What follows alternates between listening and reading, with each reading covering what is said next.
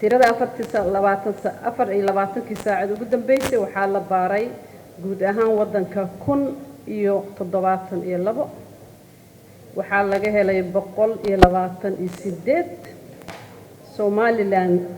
inta laga helay kaliya waa 41 Puntland waa 32 Jubbaland waa 24 Hirshabelle waa 18 Banaadir waa 8 intaas markii loo qaado lab iyo dhadig labka waxa waay 68 dhadigana waxa waay 60 dhimashada soo korortay ilaa shalay 24 saac ugu dambeysay shalay casirka waa 12 qofood Ilaahay u naxariisto jannada ugu waraabiyo Somaliland waa 8 geerida Banaadirna 3 guud ahaan markii dib loo baaray 24 saac ugu dambeysay 36 qofood ayaa inta laga baaray oo positive ee negative noqotay tirada guud ee marka wadanka inta laga helay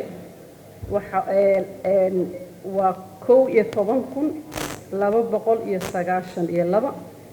waxaa guud ahaan ka raysay cudurka markii mar labaad ama saddexaad la baaray 4795 dhimashada guud ahaan Soomaaliya oo dhan waa 521 qof Ilaahay u naxariisto sabarna naga wada siiyo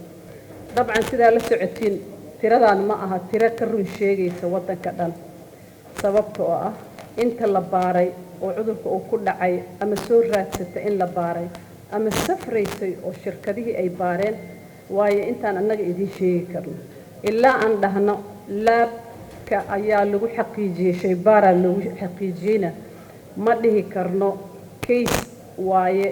la register gareyn karo oo caalamka la wadaagi karo laakiin waxaan ognahay magaaladan aan joogno idinka dhan in aad ogeydeen bishii Febraayo iyo Maarso raanteeda wixii dhimasho iyo xanuun iyo geeri aan isaga tacsiyeynay social media kaliya waxaan qiyaasaa qof annaga naga mid oo san qof ka dhimanin ama deris ka dhimanin ama qaraabo ka dhimanin ama saaxiib ka dhimanin waa yaryahay sidoo kale maamul goboleedyadoo dhan